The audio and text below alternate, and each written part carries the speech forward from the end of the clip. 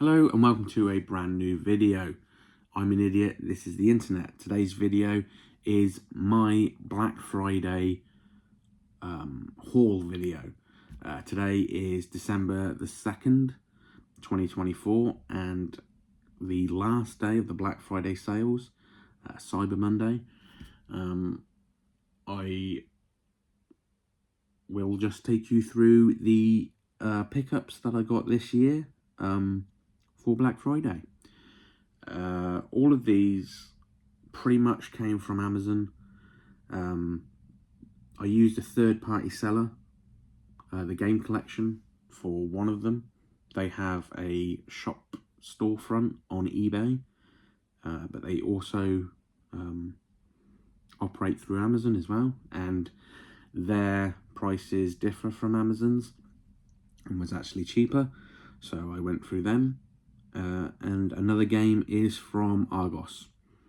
So there are obviously loads of sales going on with the likes of Smiths, Currys, Game, and everywhere. But for these games, they were the cheapest from where I got them from at the time. So let's get straight into it. The first game is the game from the Game Collection, and that is Dave the Diver. I like the look of this game. I like games with quirky art styles, and initially I thought it was kind of just like an arcadey diving game. I didn't really do too much looking into all of the mechanics, but it actually looks like you get to run a restaurant as well, so that'd be interesting. The next game is a game that I got from Argos. It was cheaper on Argos initially. I went to my local Argos and they didn't have any in stock, so then I had to get it delivered, and then that cost me, I think it was £4 or £5 delivery. It wasn't free delivery, so in the end it ended up being slightly more expensive, and then a couple of days later it went down on Amazon anyway, and that is the Atari 50, the expanded edition. I believe it was $18.99 on Argos, and I think it's like $18.99 or £20 now on Amazon. But this is the expanded edition of the Atari 50, which I think came out a year or two ago. This has an extra 38 games on it, and 2 new timelines, whatever that means. So I'm looking forward to going back and playing some old Atari games and watching some exclusive interviews and unreleased promotional materials. The next game is a modern day shoot 'em up from Konami, no less. This is Signy. And yeah, I've been getting into kind of shoot 'em ups this generation. I bought a few. I might have bought 1 or 2 for the Switch, but there's definitely some that I've got for the PS5, maybe PS4. But it's definitely something that I've been buying more of recently. The next one is another Atari game and another kind of shooter, and that is Lunar Land and Beyond. This looks like one of those really kind of old school shooters, where you're a little ship flying through certain, I don't want to say arenas, but they'll just be like stages or levels where the kind of ones where it looks like you're not allowed to touch the sides because you'll like explode. But yeah, a deep indie take on a classic Gravity Flyer. So yeah. The next one is Still Wakes the Deep. It's another walking simulator for the PS5, but this one looks really good. it's been out for a while now, but finally went down in price to, I think, $17.99 on Amazon. So I finally bit the bullet on that one. The next one is Trepang 2, which when I saw a trailer for this, the gameplay gave me Fear nostalgia. So if you've ever played the Fear series, especially the first one, you know that you have a gameplay mechanic in there where you get to slow down time, and this is pretty much that gameplay. You are subject 106, you have no memories of your past, but you have been infused with supernatural abilities. So yeah, this kind of looked like a kind of run and gun shooter with that kind of bullet time slowdown mechanic. So I thought I'd give that a go, considering that I like that gameplay in Fear. And yeah, even the soldiers or the enemies on the front cover and game kind of remind me of the soldiers in Fear.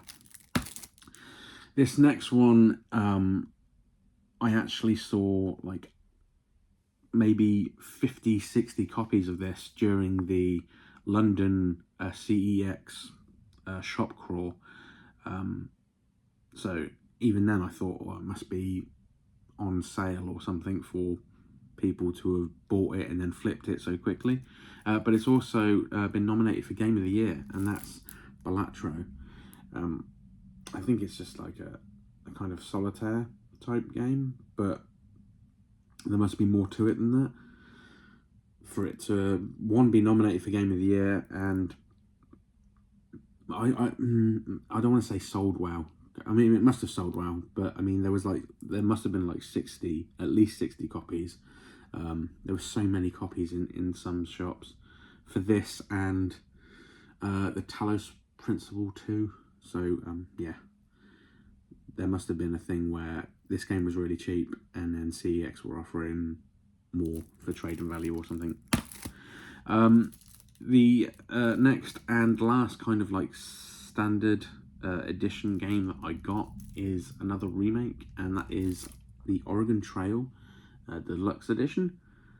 This includes some DLC, 3 postcards, and a reversible cover sheet.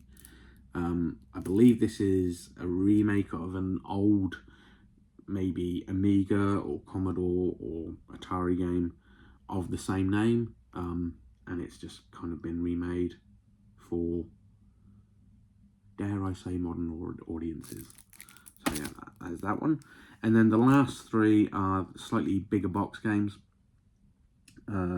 These weren't £20, these were £30. But I wanted the big box versions of them, so since they went down to a reasonable price, they were probably, well, quite possibly one will go down even more, definitely. I'm not sure about the others, but because they went down, I just decided to get them. The first one is Dustborn. I imagine that this one might possibly go down even more, just because I don't know how well this will do, but it is made by Quantic Dream, and I have liked the previous kind of gameplay styles that they've done, like the narrative driven, story based, choice based kind of things. I don't know if that's what this is, but again, I like the Quantic Dream games. I've got Beyond Two Souls, I've got Heavy Rain, I've got Detroit, so this is another game that they've done, so I thought I'd grab it and see what it's like.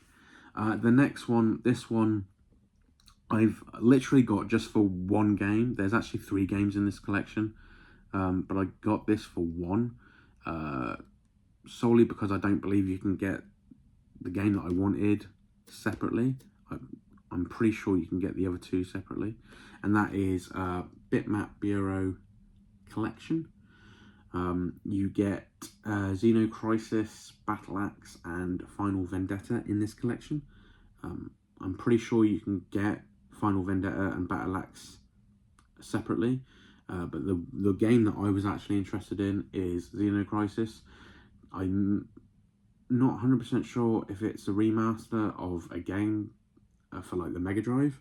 It looks like it is, and it might very well be, but I liked the look of that game in particular, and the fact that the second playable character looks an awful lot like Jill Valentine, which is a stupid reason to buy a game, but I wanted the big box version of this for that anyway. So yeah, I'll give that a go, definitely. And then you get, like I said, Battle Axe and Final Vendetta, which kind of looks like a arcade hack and slash and a beat 'em up, or like Streets of Rage or Final Fight. And then finally, the last game of my Black Friday haul. This game came out quite recently, I think, within the past maybe 4 to 6 weeks, and that is The Last Faith, which, I mean, there's loads of these types of games now. It says on the back that it is a dark gothic fusion of Metroidvania and Souls-like. This to me looks like another Blasphemous. I've got Blasphemous 1 and 2, and now I have The Last Faith, so we'll be interested in seeing how this is compared to those and other Metroidvanias. So that is my Black Friday haul for 2024. Let me know in the comments down below what you might have picked up for this Black Friday. And you'll see me all very soon in another video.